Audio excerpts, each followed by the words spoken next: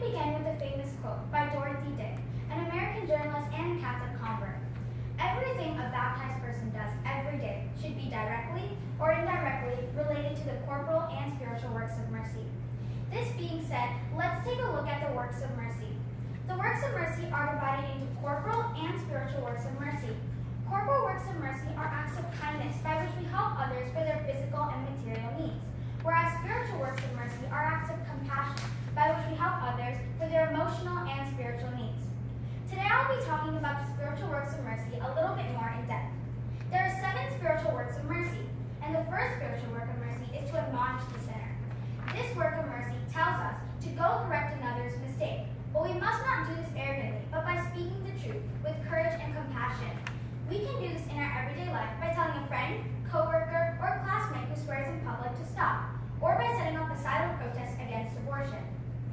The second spiritual work of mercy is to instruct the ignorant. This work of mercy tells us to go proclaim the gospel to those who have not heard it, and to help people lead a life closer to God. Remember, it is not just by our words, but by our actions that we can instruct the ignorant. Let's move on to the third spiritual work of mercy, which is to counsel the doubtful. We all have moments of doubt in our faith journey. Even saints recognize the importance of spiritual direction. For example, St. Teresa of Lisieux wanted to receive communion more often, but she found herself weighed down by her sins. She had to approach a spiritual director for help. Now on to the fourth spiritual work of mercy, which is to comfort the sorrowful. Comforting could just be by listening to someone. We can find this in the life of St. Faustina. She was a great listener and listened to the problems of her fellow sisters. Other ways we can comfort is by sending a home-cooked meal to someone who is facing difficult times, or by sending a card to someone who is suffering.